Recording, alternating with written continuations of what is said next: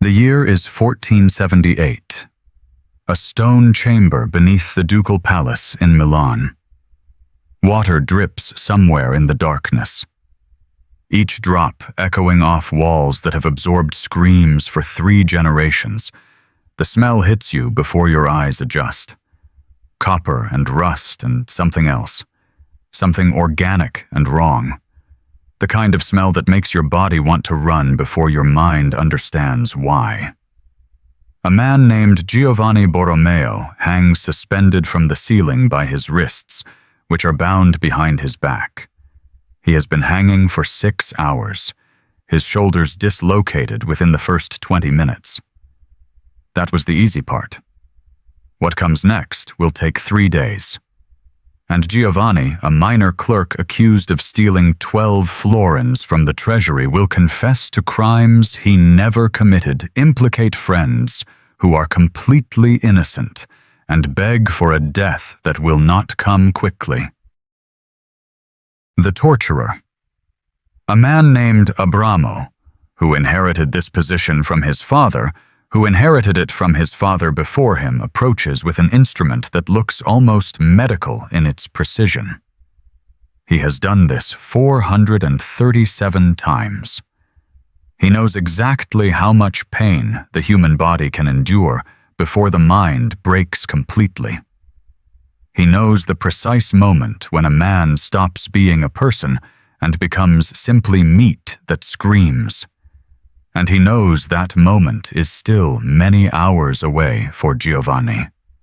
What Abramo does not know, what he cannot know, is that archaeologists will discover this chamber 500 years later. They will find instruments so sophisticated in their cruelty that modern engineers will struggle to understand their full function. They will find bones with marks that tell stories of suffering so prolonged and systematic that forensic specialists will need therapy after completing their analysis. They will find records, meticulous records documenting every session in detail that reveals medieval torturers understood human anatomy and psychology with terrifying precision. The medieval period was not an age of random brutality. It was an age of industrialized suffering. An age when the science of pain was studied and refined with the same dedication that scholars brought to theology or philosophy. An age when causing maximum agony while keeping victims alive for maximum duration was considered a professional skill worthy of family dynasties and guild memberships. Here is what you need to understand before we go any further. Everything you think you know about medieval torture is wrong. Not because it was less brutal than popular culture suggests, because it was worse, systematically, scientifically, incomprehensibly worse. The devices you have seen in museums, the iron maidens and the racks and the thumb screws, those were the simple tools the common instruments used for everyday interrogation. What I am about to show you goes far beyond those familiar horrors into territory that medieval authorities themselves considered so extreme that records were often destroyed to prevent public knowledge. Tonight you will learn about 20 torture methods that most historians do not discuss in detail. You will discover why certain instruments were designed to keep victims alive and conscious for weeks of continuous agony. You will understand how medieval executioners calculated pain the way engineers calculate stress loads with mathematical precision and professional pride. You will see evidence that some techniques were so sophisticated they exploited neurological responses that modern science only identified in the 20th century. Some of what you are about to hear was hidden deliberately because medieval authorities feared public reaction. Some was lost because the church destroyed records that made Christianity look complicit in atrocities. Some survived only in fragments in personal diaries of witnesses too horrified to stay silent in medical texts that documented injuries without explaining how they occurred. in archaeological evidence that tells stories written records tried to erase. If you find yourself thinking that cannot be real, or they would never go that far, remember that every torture method I will describe tonight is documented in primary sources. Every instrument has been found in archaeological excavations. Every technique has left physical evidence on skeletal remains that modern forensic scientists have analyzed and confirmed. Before we descend into this darkness together, if you appreciate content that reveals the hidden truths of history, consider subscribing and hitting the notification bell. Comment below telling me where in the world you are listening from. These stories deserve to be heard by everyone willing to confront what humanity is capable of when power operates without restraint. Let us begin with a torture method that most people have never heard of. A method so psychologically devastating that victims often went permanently insane before any physical damage occurred. You have heard of sleep deprivation as a torture technique. Modern interrogators use it. Governments have been condemned for it. But what medieval torturers discovered about sleeplessness went far beyond anything practiced today. The vigil was developed in Spanish monasteries during the 13th century, originally as a religious practice for monks seeking divine visions through extreme sleep denial. When the Inquisition formed in 1231, they recognized its potential and transformed spiritual discipline into systematic psychological destruction. A woman named Isabella de Córdoba became one of the first documented victims in 1247. She was accused of practicing Jewish rituals in secret, a capital offense in medieval Spain. The inquisitors wanted names. They wanted her entire network of secret Jews exposed. Isabella refused to confess because she was genuinely Catholic and had committed no crime. For the first 3 days, guards simply prevented her from sleeping by poking her with sticks whenever her eyes closed. This was the crude beginning. By day 4, Isabella was hallucinating, seeing demons in the corners of her cell, hearing voices that commanded her to confess. By day 7, she no longer recognized her own children when they were brought to visit her. By day 9, she confessed to crimes that were physically impossible, describing rituals that no actual Jewish practice included, naming people who did not exist, providing an elaborate fantasy that her broken mind generated to make the sleeplessness stop. But here is what made the vigil truly horrific. The inquisitors did not accept her confession. A confession obtained under torture was considered unreliable. So they let Isabella sleep for 2 days, waited for her mind to partially recover, and then asked her to confirm her confession voluntarily. When she recanted, explaining that she had invented everything to end the torment, they began the vigil again. This cycle repeated for 11 weeks.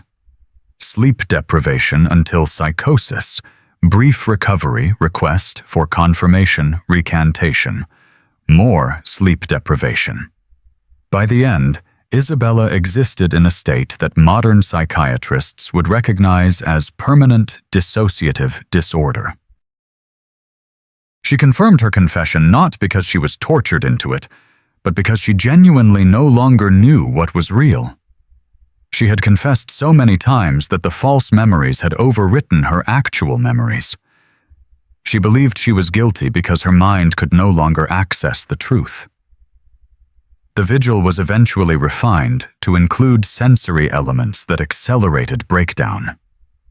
Victims were placed in cells with constant dripping water, irregular loud noises, flickering lights. The unpredictability prevented adaptation. The body could not adjust to a pattern because there was no pattern. Modern research has confirmed that unpredictable stress causes more psychological damage than predictable stress of greater intensity. Medieval torturers discovered this through experimentation 5 centuries before psychology existed as a discipline. Records from the Toledo Inquisition show that the Vigil had an 89% confession rate compared to 63% for physical torture alone.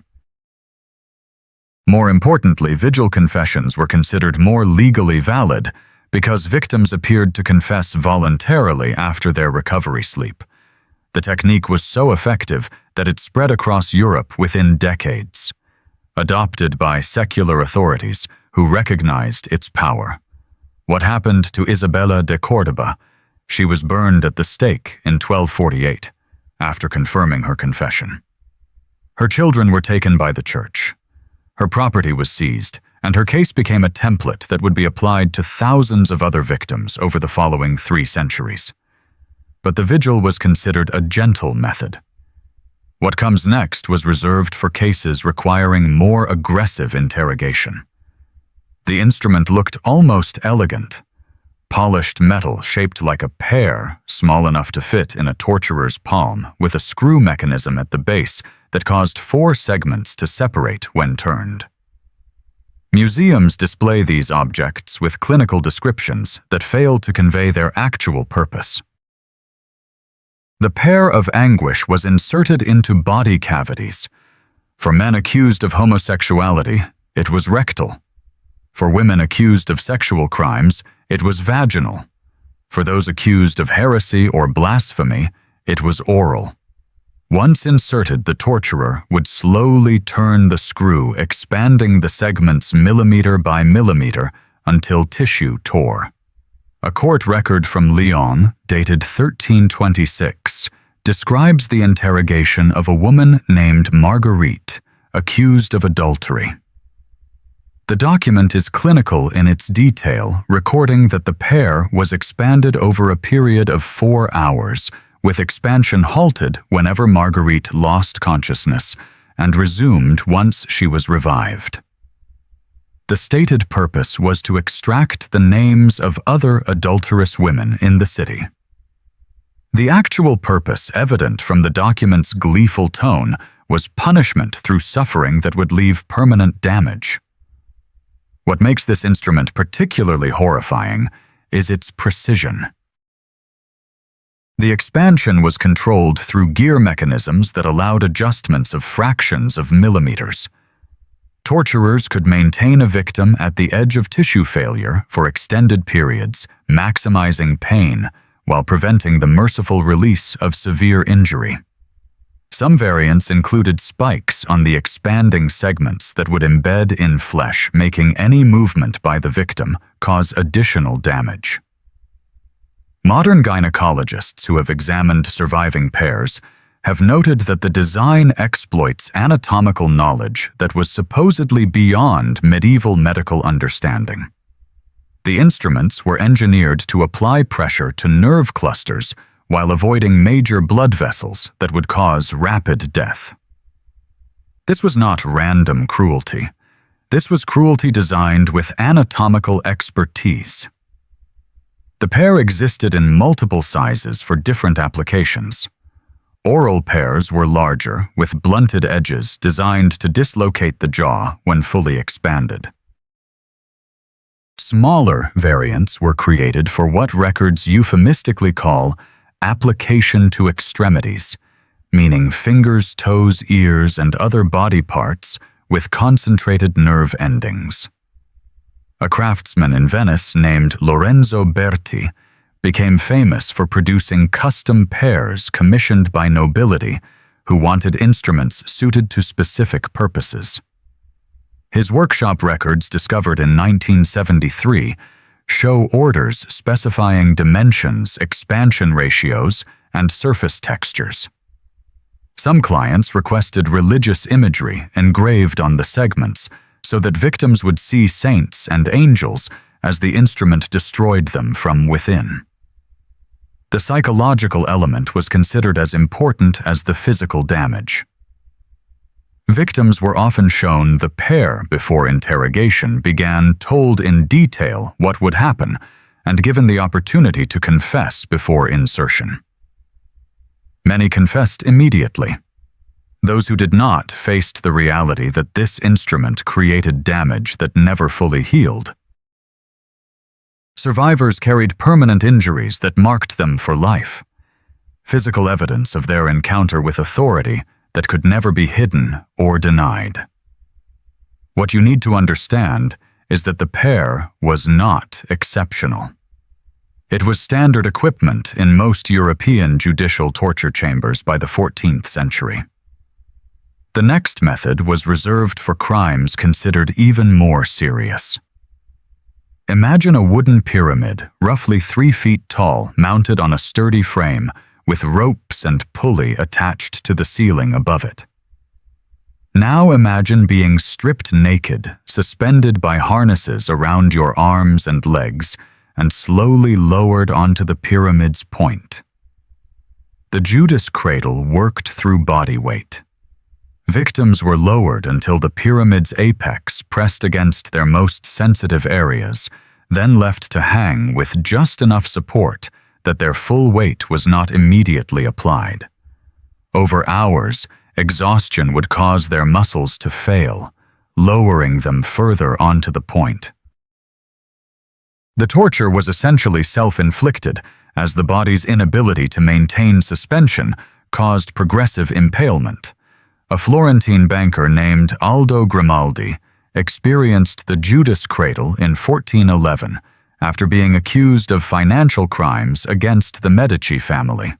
Court records show he was suspended for 9 hours on the first day, 8 hours on the second, and 11 hours on the third before confessing to embezzlement he may or may not have actually committed. The confession became irrelevant when he died of infection 16 days later, his internal injuries having become septic despite the physician's attempts at treatment. The genius of the Judas cradle.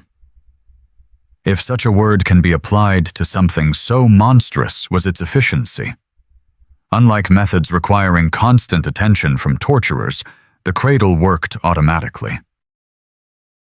A single guard could monitor multiple victims simultaneously, only intervening to raise them slightly when unconsciousness threatened to end the session prematurely. Records from the judicial prison in Nuremberg show that one torturer successfully managed 4 cradles, operating simultaneously, checking on each victim in rotation to ensure maximum suffering with minimum staff. The device was also valued for leaving no visible external injuries. Victims could be displayed publicly after interrogation without obvious signs of torture, maintaining the legal fiction that confessions were voluntary. Internal damage was invisible to observers. This made the Judas cradle particularly popular for extracting confessions from nobility or clergy whose torture needed to be deniable. Variations existed across Europe. The Italian version typically had a sharper point and was used for shorter, more intense sessions. The German version, called the Judas, featured a blunter point and was designed for extended torture lasting days. The Spanish introduced a refinement where the pyramid could be heated, adding burning to the existing trauma. What the archaeological record shows is that many victims of the Judas cradle never stood trial. The injuries were often fatal, regardless of what they confessed, or how quickly they confessed it. The device was not really about extracting information. It was about demonstrating what authority could do to those who challenged it. The confession was almost incidental to the real purpose, which was the suffering itself. But compared to what comes next, the Judas cradle was almost merciful in its relative speed. This section will be difficult. What I am about to describe was used almost exclusively on women, and its purpose went beyond interrogation into pure punishment designed to destroy femininity itself. The breast ripper, was exactly what its name suggests.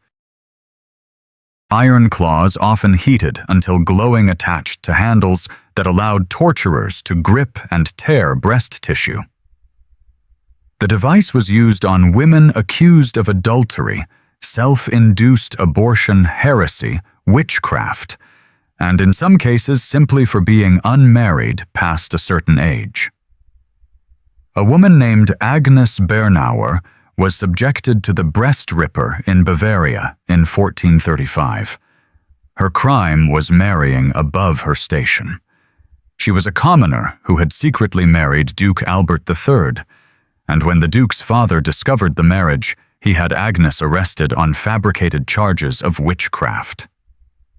The torture served no interrogation purpose. There was nothing to confess.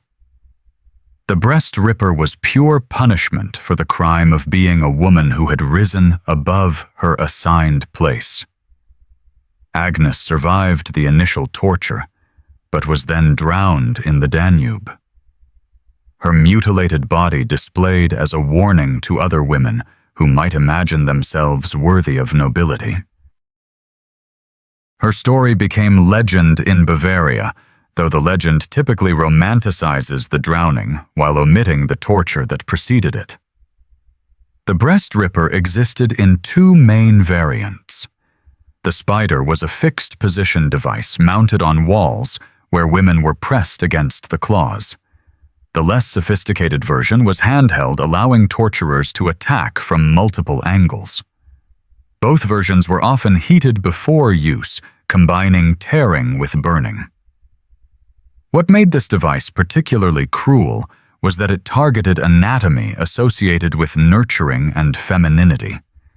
The destruction was symbolic as much as physical. Women who survived, and some did, bore scars that marked them permanently as fallen, as punished, as objects of public shame. In an era when women's value was tied to marriage and motherhood, the breast ripper destroyed both possibilities while leaving victims alive to experience the social consequences. Church records from the witch trial period show the breast ripper was used during interrogation to encourage confessions, but it was also prescribed as punishment after conviction. A woman could be found guilty of witchcraft, sentenced to burning, and also sentenced to the breast ripper before execution, as additional punishment for particularly severe crimes like allegedly causing crop failures or childhood deaths. The gender specificity of this torture reveals something important about medieval justice. Torture was not applied equally. Women faced instruments designed specifically to attack their bodies in ways that men did not. The breast ripper had no male equivalent because the torture was not just about pain. It was about destroying womanhood, specifically about punishing female bodies for being female bodies that had somehow transgressed. We need to continue, but the instruments become more elaborate from here. If you've heard of medieval torture, you've probably heard of breaking on the wheel. But the reality of this punishment was far more systematic and prolonged than popular depictions suggest. The condemned was stripped and spread across a large wooden wheel with arms and legs extended along the spokes. The executioner then used a heavy iron hammer or wheel to systematically break every major bone in the body. The sequence was precise and followed written protocols that varied by region. In the German territories, the standard sequence was ankles first, then shins, then knees, then thighs, then pelvis, then forearms, then upper arms, then hands. Each bone was struck 3 times with carefully measured force, designed to fracture without severing. The entire process took between 45 minutes and 2 hours, depending on the executioner's skill and the desired level of suffering. A man named Peter Stump was broken on the wheel in Bedburg, Germany in 1589. His crime was supposedly being a werewolf, but his actual crime was probably being an unpopular outsider during a period of hysteria. The court record describes his execution with disturbing precision. First, his skin was torn with red-hot pincers in 10 separate places. Then his limbs were broken on the wheel. Then his arms and legs were removed with an axe. Only then was he beheaded, and finally his body was burned. The entire execution took approximately 3 hours. Stump was conscious for most of it. The wheel was specifically designed to inflict maximum damage while avoiding rapid death. Breaking bones is agonizing, but it rarely causes immediate death unless major blood vessels are severed. The protocol avoided the heart, the neck, and the major arteries precisely so that victims would remain alive and aware throughout. But breaking was only the first part. After the bones were shattered, the body was woven through the wheel's spokes, threading ruined limbs between the wooden bars to create a display. The wheel was then mounted on a tall pole and left in public view. Some victims died within hours from shock or blood loss. Others survived for days, exposed to the elements, their broken bodies unable to move, while birds began feeding on them while they still lived. A French court record from Toulouse documents a man who survived on the wheel for 9 days before finally dying. Each day, a priest visited to offer him the opportunity to confess additional sins and receive final absolution. Each day, he was technically alive, though beyond any possibility of recovery. The priest's diary describes the smell, the sounds, the progressive deterioration of a human body that was no longer really human, but not yet permitted to be dead. The wheel was public entertainment. Crowds gathered to watch executions, and the display afterward served as ongoing warning. Children grew up seeing broken bodies mounted on wheels at city entrances. The sight became so normal that medieval art often includes wheel displays in background scenes of everyday life, casual evidence of state power's ultimate expression. What we know from medical analysis of skeletal remains is that the wheel was remarkably effective at causing suffering without causing death. Bones healed incorrectly if victims survived long enough, creating twisted masses of calcified tissue that would have been agonizing even during recovery. Some victims were taken down from wheels and survived, living the remainder of their lives as permanently disfigured warnings. The next method worked on similar principles but applied them internally. This technique required no specialized equipment. A bucket, a rat fire, and time. The victim was restrained on their back, unable to move. A metal bucket or cage was placed on their abdomen open side down with a rat trapped inside. Fire was then applied to the outside of the container, heating the metal and the air within. The rat, desperate to escape the heat, would dig downward through the only soft surface available human flesh. A political prisoner in the Tower of London reportedly experienced this torture in 1328, though records are deliberately vague about identities during this period. What survives is a physician's description of the aftermath. The rat had burrowed completely through the abdominal wall before dying of heat exhaustion inside the body cavity. The victim survived the initial torture, but died of infection 17 days later, despite the physician's attempts to remove the animal's remains. The psychological element was as devastating as the physical damage. Victims were fully aware of what was happening, but unable to prevent it. They could feel the rat's claws and teeth. They could hear it panicking. They knew exactly what was coming as the heat increased and the animal grew more desperate. Many victims confessed before the fire was even lit, the anticipation proving more effective than actual application. Medieval torturers discovered that smaller rats burrowed faster, but caused less damage. Larger rats took longer to begin digging, but created wounds that were almost always fatal. The choice of rat became a decision about whether the torture's purpose was confession or death. Some records indicate that pregnant rats were preferred because their desperation to protect offspring made them dig more frantically. Variants of this torture appeared across Europe and Asia independently, suggesting that multiple cultures discovered the same horrific principle without direct contact. The Persians used a similar technique with honey and insects. The Chinese developed methods using bamboo shoots that grew through living bodies over weeks. The commonality reveals something disturbing about human creativity applied to causing suffering. What modern forensic pathologists find most remarkable is that some victims of rat torture survived. Their bodies healed around wounds that should have been invariably fatal. The human capacity for survival apparently exceeded even medieval torturers' understanding.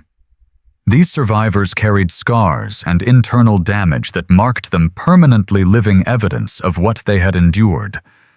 But the rat torture, while horrifying, was relatively quick.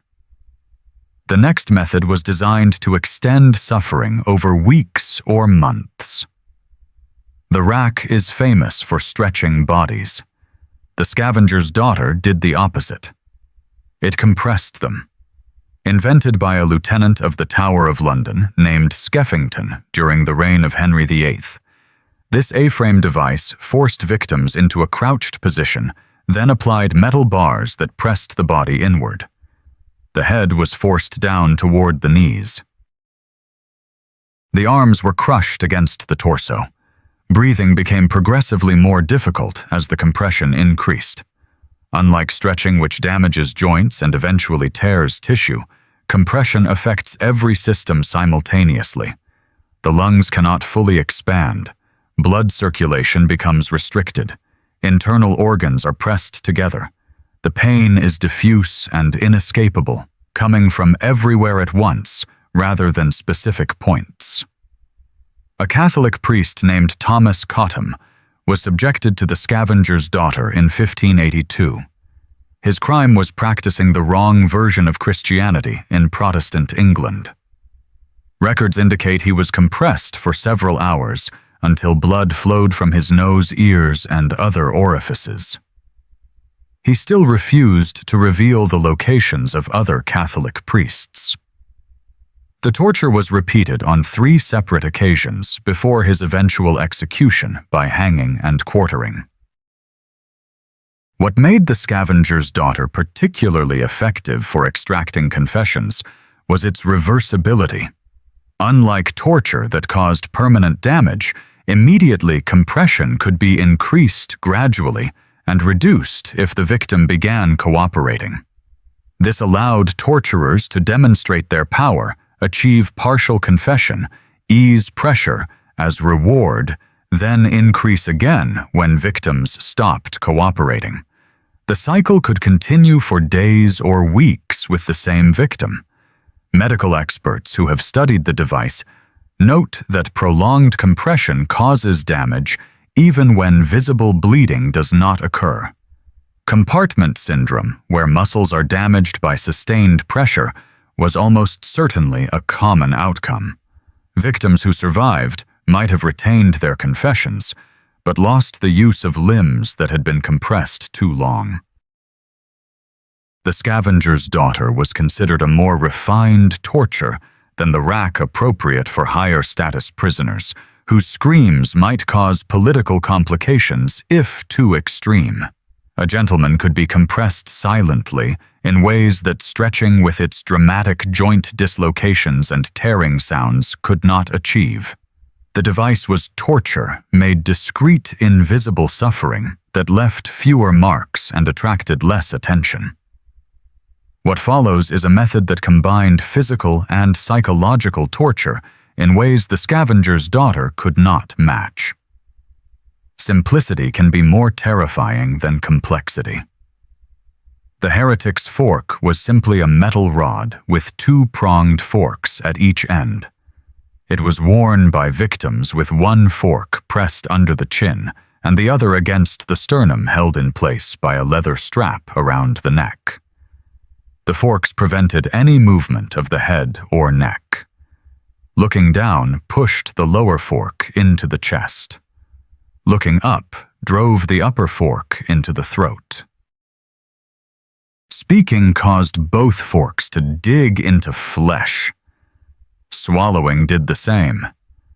Even breathing required careful control to minimize the constant pressure of metal against skin. Victims wearing the heretic's fork could not sleep because any relaxation of neck muscles caused injury. They could not eat because chewing was impossible. They could not speak to confess even if they wanted to. They existed in a state of exhausted tension every moment, requiring conscious effort to avoid additional pain. A woman accused of witchcraft in Bavaria in 1590 wore the heretic's fork for 11 days before her execution. Court records note that by the end she could no longer stand, could not speak coherently, and had lost significant blood from wounds where the forks had slowly pressed through skin into underlying tissue. She confessed by nodding, the only movement that did not cause the forks to dig deeper. The heretic's fork was often engraved with the Latin word abiuro, meaning I recant. Victims would see this word constantly during their ordeal, a reminder that confession would end the suffering. The psychological pressure of escape being so close, requiring only capitulation, combined with the physical reality that speaking to recant would cause immediate additional pain. The device created a trap where relief required action that itself caused suffering.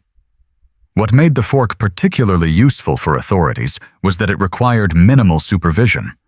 A victim could be fitted with the device and left for days, checked periodically, but not requiring constant attention. One guard could monitor dozens of fork prisoners simultaneously. The torture was essentially automated, the victim's own body movements determining how much suffering they experienced. Some variants included longer forks designed to penetrate through the throat into the mouth or through the chest wall toward internal organs. These versions were for execution rather than interrogation, the fork becoming a method of slow impalement that could take days to prove fatal. The design principle behind the fork using the victim's body against itself appears again in the next method, but applied to an entirely different part of anatomy. The device resembled a vice. Two wooden blocks faced with metal spikes positioned to grip the knee from above and below. A screw mechanism drew the blocks together with irresistible force. The spikes penetrated flesh first, then cartilage, then bone. Unlike crushing injuries that are immediately catastrophic, the knee splitter worked gradually. Torturers could increase pressure to the point of maximum pain, then hold that position for hours before continuing.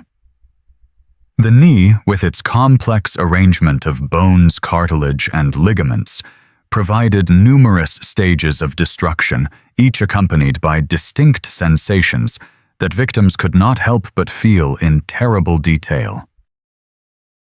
A Protestant reformer named Balthasar Hubmaier was subjected to the knee splitter in Vienna in 1527. His interrogators wanted names of other Anabaptists' locations of secret meeting places and details of their heresies. The records indicate that Hubmaier initially resisted, but eventually provided extensive information after both knees were destroyed. He was then burned at the stake, unable to stand for his own execution.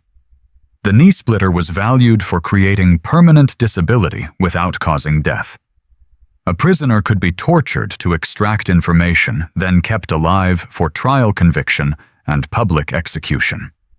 The destroyed knees served as visible evidence of interrogation that spectators at executions would see and understand. The message was clear. Even before being killed, this person was broken by state power. Variants of the device existed for other joints. Elbow splitters, ankle splitters, and wrist splitters all operated on the same principle, but targeted different anatomy. Some torturers developed sequential approaches, destroying joints one by one over multiple sessions, giving victims time to anticipate what was coming next. The waiting, knowing exactly what the next session would bring, was considered part of the torture. Modern orthopedic surgeons who have examined medieval splitter devices note that they were engineered with understanding of joint anatomy that should not have existed given the era's official medical knowledge. The spike placement targeted specific structures in ways that suggest either extensive experimentation or access to anatomical information that the Church officially suppressed. What we know about victims of joint splitters comes primarily from skeletal remains. Bones show evidence of crushing, followed by attempted healing indicating survival long enough for the body to begin repair processes. The twisted, calcified masses that formed around destroyed joints would have been sources of chronic pain for the remainder of victims' lives, however long or short those lives proved to be. The next method also targeted specific body parts, but with different objectives. Speech is the primary way humans express thought. Control speech, and you control thought's expression. Eliminate speech entirely, and you eliminate the person's ability to participate in human society. The tongue-tearer was designed to permanently silence. Metal tongs with roughened gripping surfaces were forced into the mouth, clamped around the tongue, and used to pull the organ out as far as possible. Then either a blade or the tongs themselves were used to remove it entirely. This was typically punishment rather than torture for confession, since victims could not speak to confess once the procedure began. It was applied to those convicted of blasphemy, heresy, lying under oath, or speaking against authority. The goal was not information extraction, but permanent marking and silencing of those deemed too dangerous to allow continued speech. A preacher named Michael Sattler had his tongue torn out in Rottenburg in 1527 before being tortured further and burned alive. His crime was teaching Anabaptist beliefs that challenged both Catholic and mainstream Protestant doctrine. The tongue removal ensured he could not preach to the crowds that gathered to watch his execution. Authorities feared his words might inspire others, even as he died. The tongue was sometimes removed only partially, leaving enough that victims could survive, but not speak coherently. This created a permanent underclass of the maimed people, who could be identified immediately by their inability to communicate, who served as living warnings about the consequences of improper speech.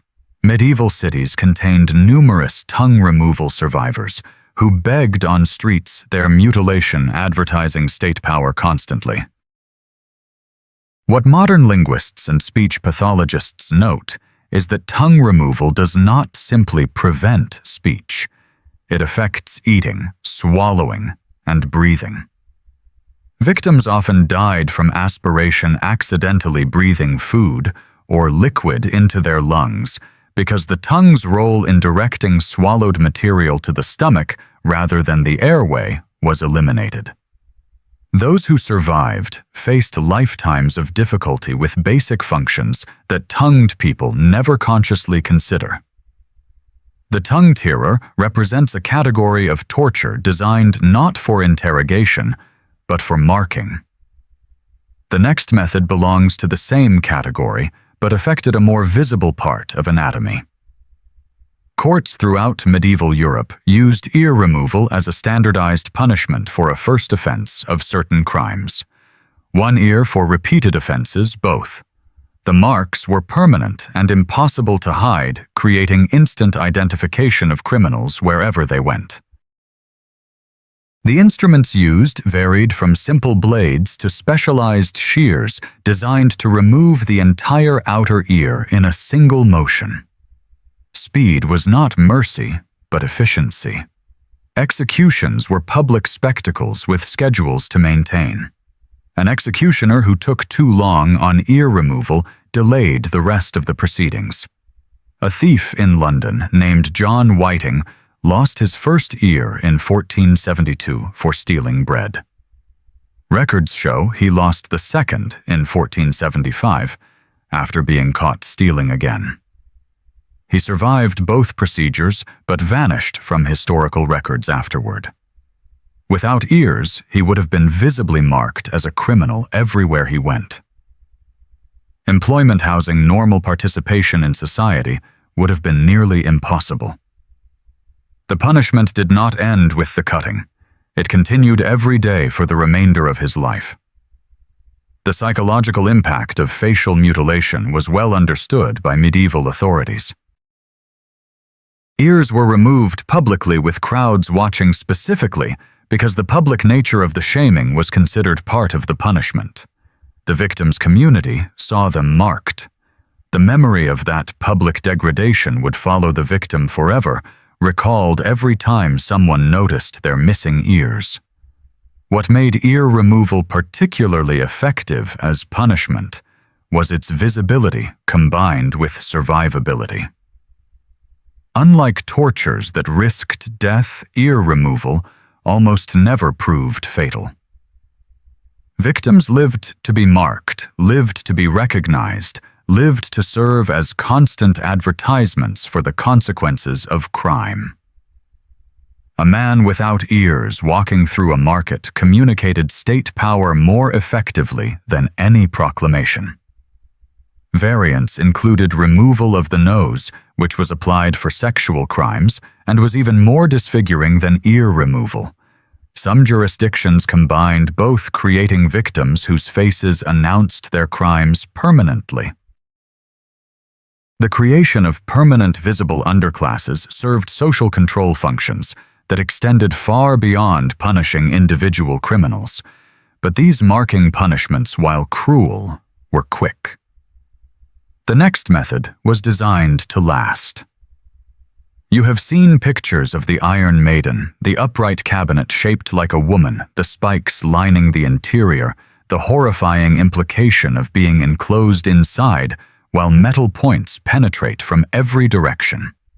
Here is what most people do not understand about the Iron Maiden. The spikes were not designed to kill quickly. They were designed to penetrate specific depths at specific locations, missing vital organs, while piercing flesh in places that maximized pain while minimizing rapid blood loss. The authentic Iron Maiden, as opposed to later recreations designed for exhibition rather than function, featured spikes of varying lengths positioned to avoid the heart major arteries and other structures whose damage would cause quick death. Longer spikes penetrated through limbs, pinning victims in place. Shorter spikes pressed into torso areas where nerve density was high, but vital organ damage was unlikely. A court record from Nuremberg, though some historians dispute its authenticity, describes an Iron Maiden execution in 1515. The victim, a coin counterfeiter, was placed inside, and the door closed slowly over a period of 2 hours. Each partial closing drove spikes deeper.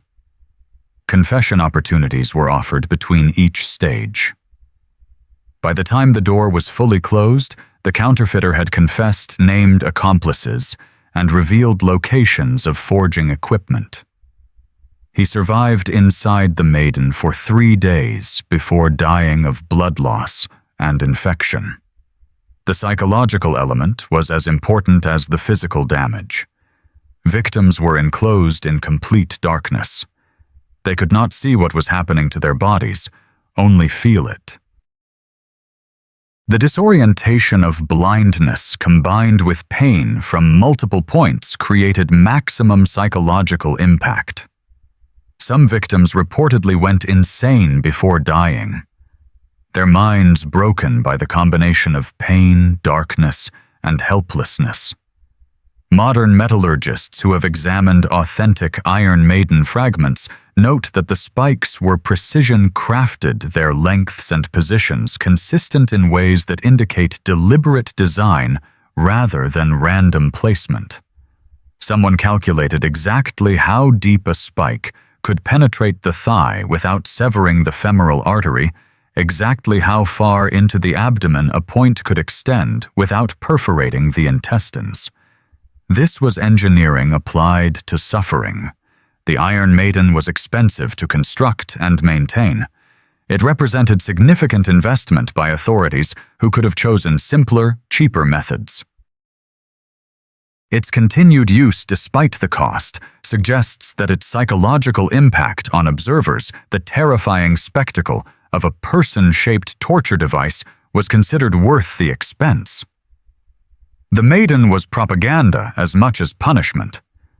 What follows is a method that required far less investment but produced equally horrifying results. Sometimes called reverse hanging, the strappado was devastatingly simple. The victim's hands were bound behind their back. A rope was attached to the bound wrists and thrown over a ceiling beam. The victim was then hoisted off the ground by their arms, which were pulled backward and upward behind them. Within seconds, both shoulders would dislocate. The body's weight, suspended from twisted arms, created immediate catastrophic joint damage, but that was only the beginning. The Inquisition codified strappado into specific levels. First degree, simply hanging for an hour or two. Second degree, adding weights to the victim's feet to increase joint stress. Third degree, dropping the victim suddenly and catching them before hitting the ground. The jerk causing additional damage to already destroyed shoulders. A man named Gian Giacomo Mora was subjected to strappado in Milan in 1630 during the Plague Panic. Authorities believed the plague was being spread deliberately by plague spreaders and wanted Mora to confess to poisoning wells. Under strappado, he confessed. He named accomplices. He provided elaborate details about a conspiracy that was almost certainly fiction, created to make the torture stop. Mora was executed along with several men he had named. Years later, investigation revealed that no plague-spreading conspiracy had existed. Mora and the others had confessed to imaginary crimes because strappado was so effective at producing confessions that it produced false ones as readily as true ones.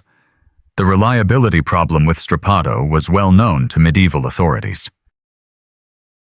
Numerous legal texts warned that confessions obtained through this method required external verification, but verification was rarely conducted.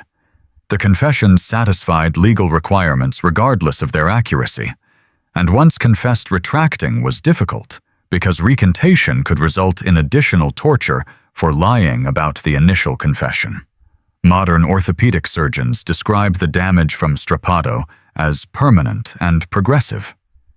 Even without weights or drops, simple suspension quickly causes nerve damage, muscle tears, and ligament rupture. Victims who survived often lost use of their arms entirely. The joints never healed correctly. Even victims who were ultimately found innocent carried permanent disability from interrogation. The strappado required minimal equipment and could be set up anywhere with a suitable ceiling. Its simplicity made it ubiquitous. Every jurisdiction had the capability. The technique was so common that medieval artists depicted it in manuscript illustrations, with the casual familiarity of depicting farming or craftsmanship. Torture was simply part of how society functioned. The next method was more elaborate, but served similar functions. Waterboarding is modern terminology for an ancient practice. Medieval torturers called it the water cure, the water torture, or simply the question by water. Whatever the name, the principle was identical across centuries. The victim was restrained on an inclined surface head lower than feet. Cloth was placed over the face. Water was then poured continuously over the cloth, creating the sensation of drowning while preventing actual drowning through careful water volume control. The experience triggers immediate panic responses that victims cannot consciously override. The body believes it is dying. The mind follows. Within seconds, the most stubborn prisoner begins to break. Within minutes, almost anyone will confess to anything. A Spanish Inquisition manual from 1561 provides precise instructions. The cloth must be of linen positioned to cover nose and mouth completely. Water should be poured in a steady stream from a height of approximately 2 feet. Sessions should not exceed 15 minutes without rest periods to prevent actual drowning. Skilled inquisitors could maintain a victim at the edge of drowning for hours, alternating water torture with brief recovery periods that existed only to allow the process to continue. A woman named Marina de Saavedra was subjected to water torture in Toledo in 1573.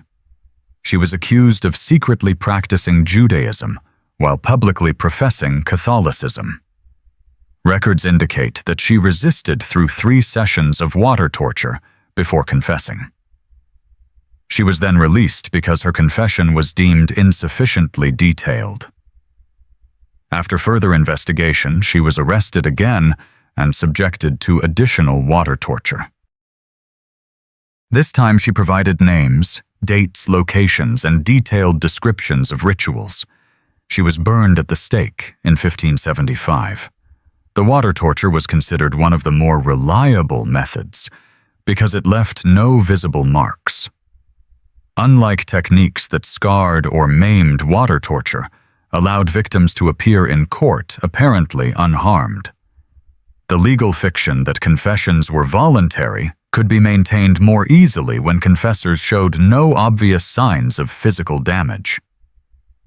What modern neuroscientists understand about water torture is that it exploits involuntary panic responses hardwired into the brainstem. The drowning sensation triggers survival mechanisms that bypass conscious thought entirely. Victims cannot decide to resist because the responses are not under conscious control. The torture essentially removes agency, reducing victims to biological systems responding automatically to perceived threat of death.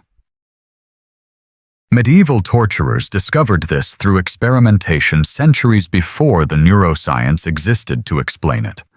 They knew water torture was effective against even the most resistant subjects without understanding exactly why. The knowledge was practical rather than theoretical. The next method targeted a different involuntary response. Heat causes pain that intensifies exponentially. A temperature that is uncomfortable becomes agonizing with additional degrees. A temperature that is agonizing becomes unbearable. And somewhere beyond unbearable, the body begins to cook. The burning chair was exactly what it sounds like, a metal chair heated from below by fire.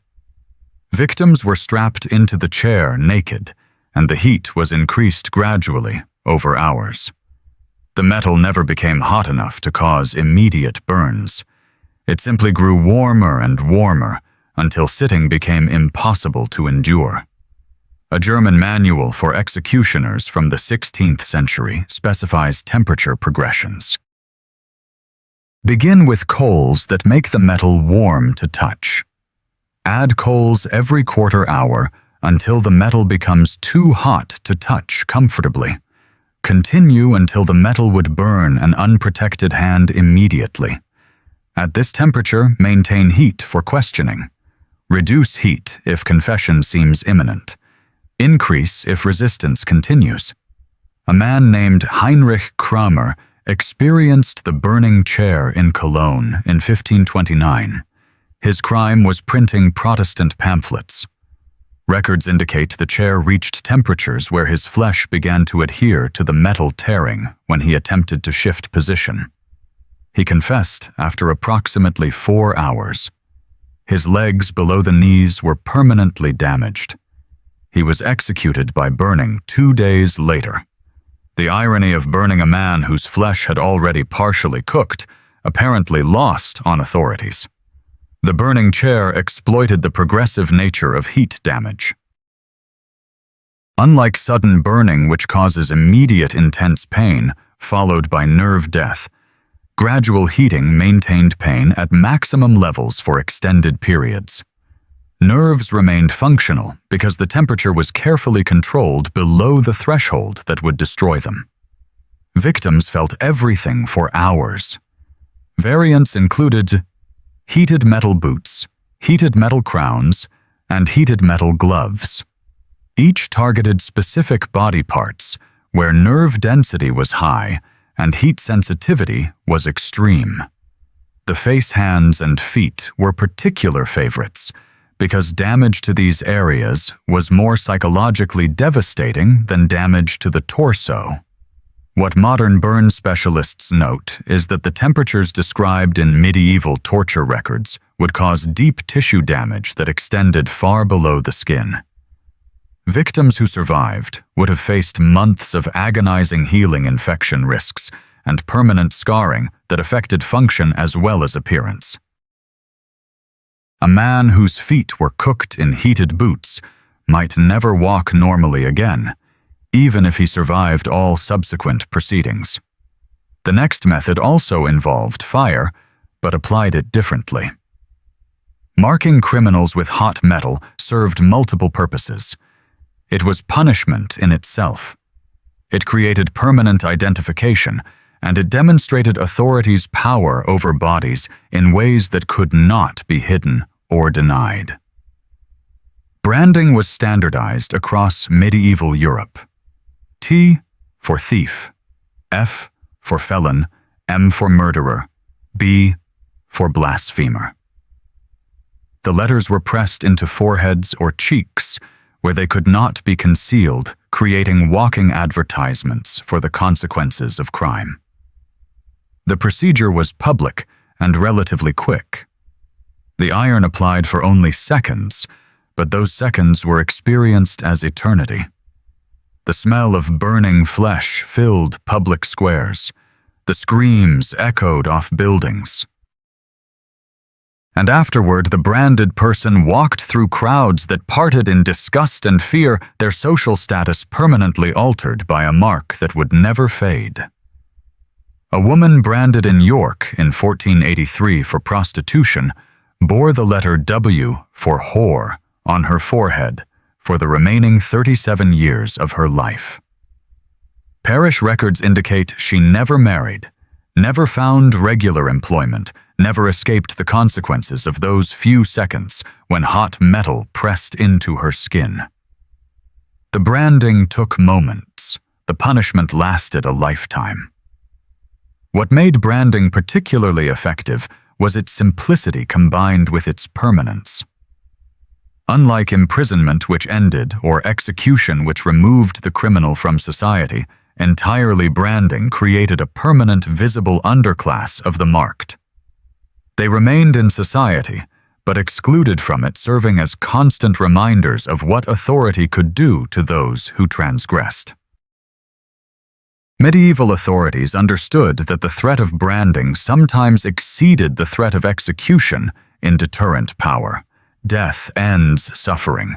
Branding initiates decades of shame exclusion and difficulty that continues until natural death finally brings relief. Some criminals reportedly preferred execution to branding, understanding that branded survival might be worse than ended life. The marks also served administrative functions.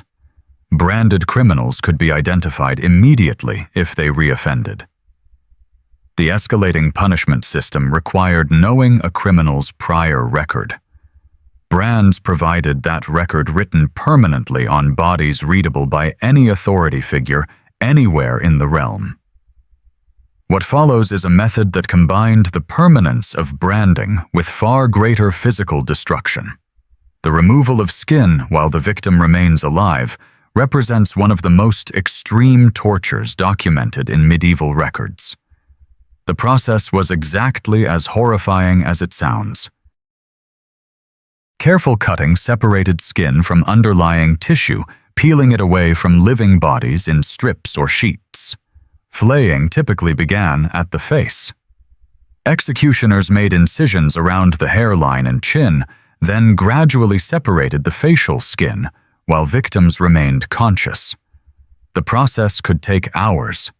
Skilled flayers could remove entire faces intact, presenting them to victims before continuing down the body. This was not common torture. It was reserved for crimes considered so severe that normal execution was insufficient treason against monarchs, rebellion against established order crimes that threatened the foundations of authority itself. A Hungarian rebel named György Dósa was flayed alive in 1514 after leading a peasant uprising, but his flaying included additional elements that elevated cruelty beyond even this already extreme method. He was seated on a heated iron throne. A heated iron crown was placed on his head, and his followers were forced to eat pieces of his flesh as it was removed. 9 of them who refused were executed immediately. The others complied, becoming complicit in their leader's torture as condition of their own survival. The Dósa execution was designed to demonstrate absolute power and to traumatize potential future rebels into submission. It worked. Hungarian peasant resistance collapsed for generations. The memory of what had been done to Dósa served as warning more effective than any number of ordinary executions could have provided. Flaying victims sometimes survived the initial procedure if it was limited to portions of the body. Survival was not mercy. Skinless tissue is extraordinarily vulnerable to infection. It weeps fluid continuously. It is agonizingly sensitive to any contact, including air movement. Survivors faced slow deaths from dehydration infection and shock that could take weeks to finally prove fatal. Medieval medical texts describe attempts to treat flaying victims, usually prisoners, whose interrogators wanted them alive for additional questioning. The treatments were largely ineffective. Without modern understanding of wound care and infection control, flaying was essentially delayed execution, regardless of initial survival. The next method was less spectacular, but equally final. Strangulation by device rather than hands. The garrote was a seat with a metal collar that could be tightened by a screw mechanism behind the victim's head. Turn the screw and the collar closes. Continue turning and the airway closes. Continue further and the spine can be crushed. What distinguished the garrote from simple strangulation was its controllability. Executioners could tighten to the point of unconsciousness, then loosen to allow recovery, then tighten again. The cycle could continue indefinitely. Victims could be brought to the edge of death repeatedly without crossing over. Spain made the garrote its primary method of execution for centuries. The last execution by garrote in Spain occurred in 1974, making this medieval torture method one of the few that survived into the modern era virtually unchanged. A man named Salvador Puig Antich died by garrote in Barcelona that year. The executioner, who had performed dozens of similar executions, later described the process in interviews. 7 turns of the screw to unconsciousness. Another 3 to death. The entire process took less than a minute in skilled hands. But medieval applications of the garrote were often deliberately prolonged. Political prisoners might experience partial strangulation daily for weeks, their necks bruising and swelling, but death always delayed. The garrote became a tool for breaking resistance through accumulated trauma rather than simply ending lives. The psychological element was significant. Unlike beheading or hanging, which happened quickly, the garrote required the victim to sit in the device knowing exactly what was about to happen, feeling the collar around their neck waiting for the first turn of the screw. The anticipation was considered part of the punishment. Women condemned for witchcraft were sometimes executed by garrote before being burned, the strangulation offering a quicker death than the flames would provide. This was considered mercy. The witch was dead before the fire reached her. Her burning body served the public spectacle purpose without requiring her to experience being burned alive. The simplicity of the garrote, requiring only a chair, a collar, and a screw, made it accessible to any jurisdiction regardless of wealth. While elaborate torture devices required skilled craftsmen and significant investment, the garrote could be constructed by any competent metal worker. Its simplicity contributed to its widespread adoption. What remains to be discussed includes methods that were designed for specific purposes beyond simple punishment or interrogation. Division of the body through sawing was reserved for crimes considered so extreme that the criminal was not entitled to die as a single unit. The saw represented complete destruction. The body divided into pieces that could never be reassembled. The person literally unmade. The victim was suspended upside down, which served multiple functions. Blood rushed to the head, keeping the brain oxygenated and the victim conscious longer. The inverted position was inherently degrading, and the sawing could begin at the groin, the most psychologically devastating starting point, while the victim watched their own body being divided. A traitor in medieval Germany was reportedly sawed completely in half over a period of 2 hours. The inverted suspension meant he remained conscious until the saw reached his midsection, aware of every stroke as the blade worked through him. Witnesses described his screams changing in character as the saw progressed from obvious agony to sounds that seemed barely human by the end. The saw was public spectacle at its most extreme.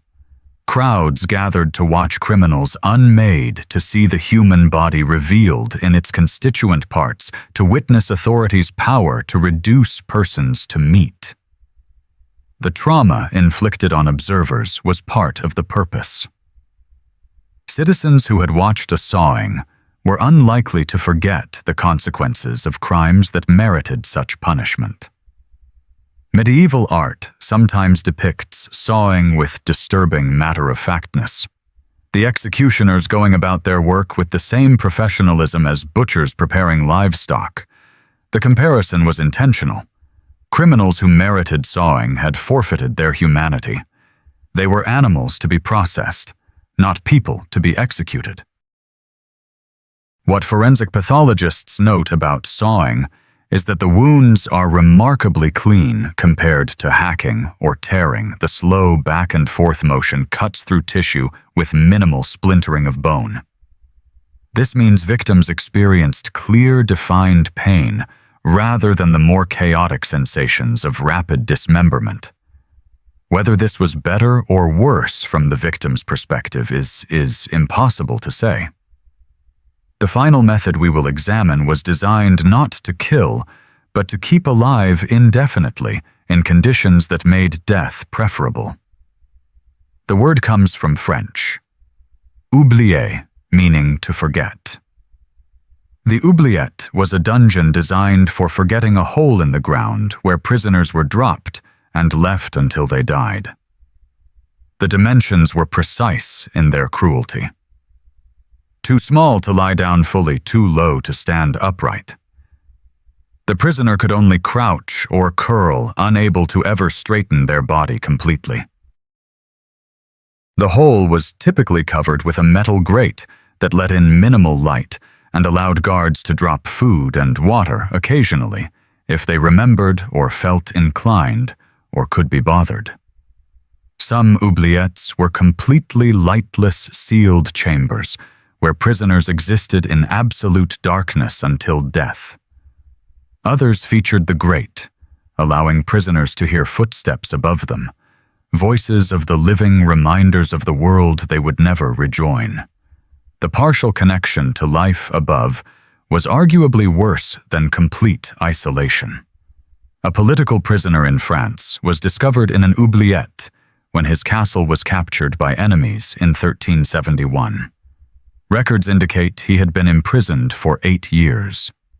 His legs no longer functioned from years of inability to straighten them. His eyes could not tolerate light. His mind had deteriorated to the point that he could not identify himself or explain why he had been imprisoned. He was released by his rescuers but died within 6 months. His body and mind too damaged by confinement to survive freedom. The oubliette required no active torture.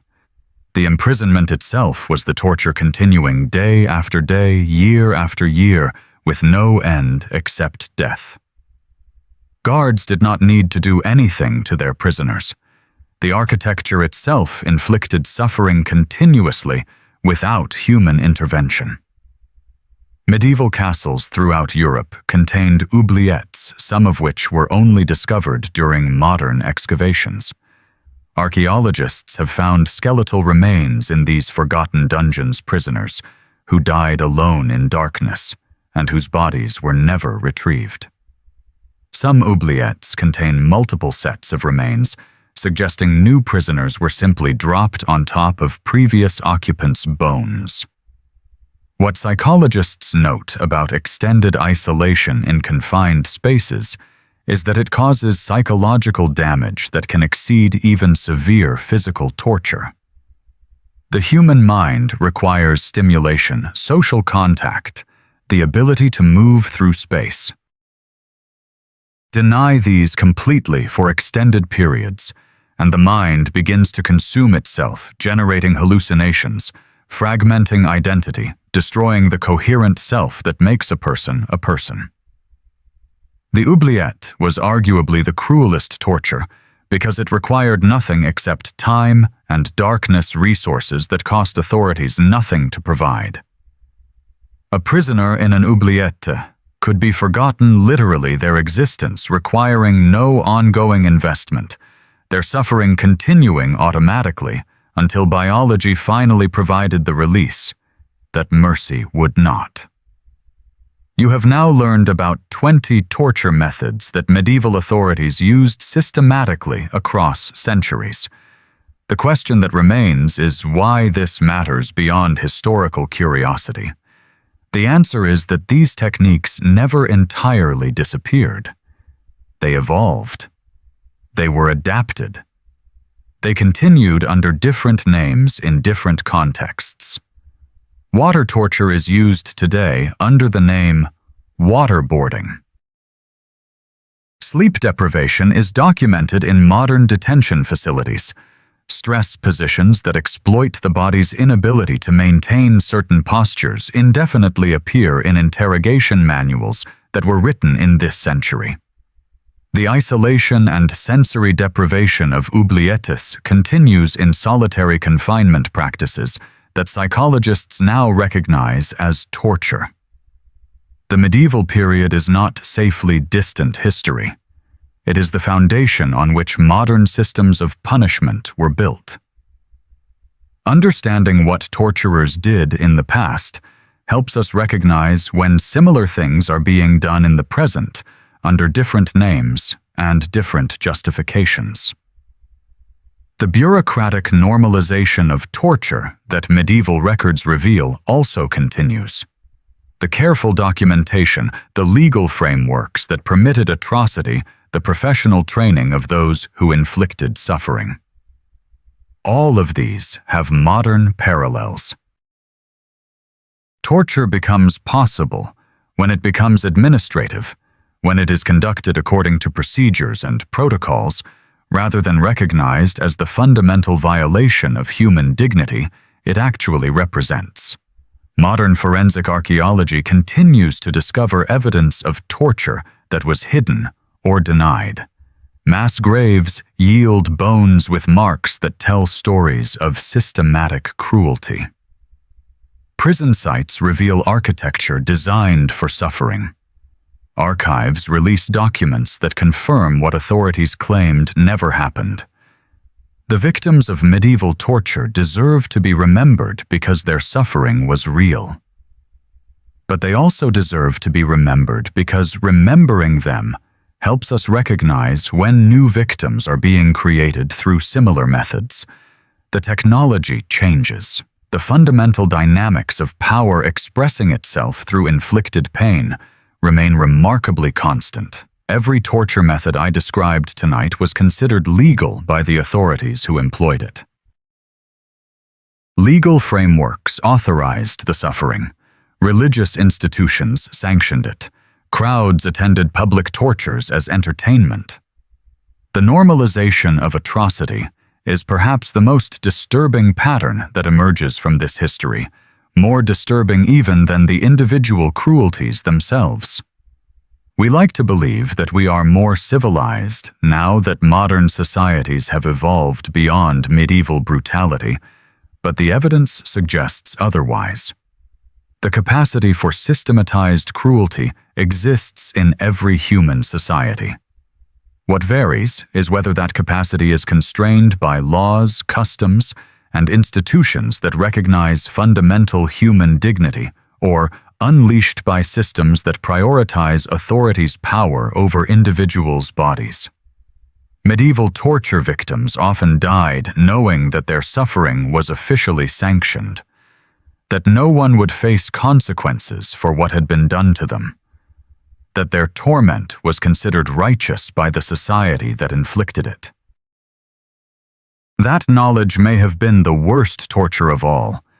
I began tonight with Giovanni Borromeo, a clerk accused of stealing 12 florins hanging by dislocated shoulders in the darkness beneath a palace.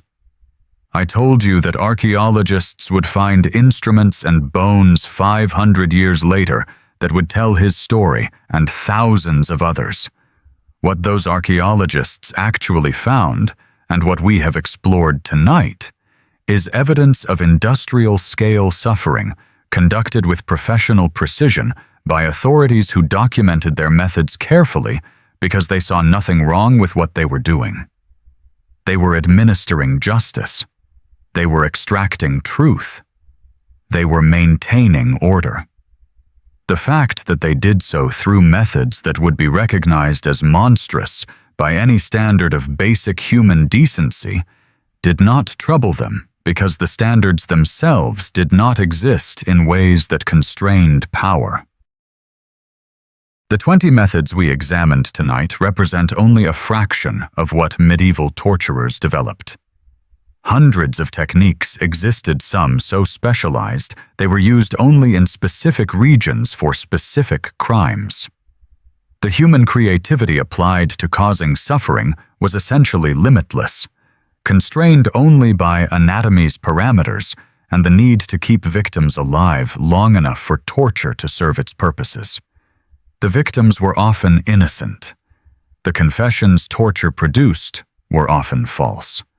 The information extracted was often worthless. Medieval authorities knew this. They documented it.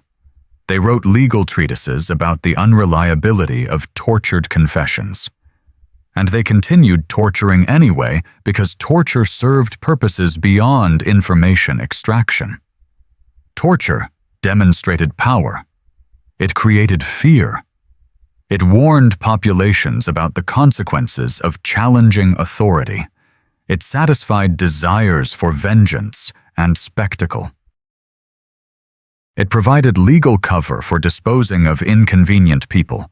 The official purposes of truth extraction and justice were always partial at best pretexts for exercises of power that had darker motivations. Remember Giovanni Borromeo. Remember Isabella de Córdoba, broken by sleeplessness until she confessed to imaginary crimes. Remember Marguerite of Lyon, destroyed from within by the pair. Remember Peter Stump, broken on the wheel for crimes he almost certainly did not commit.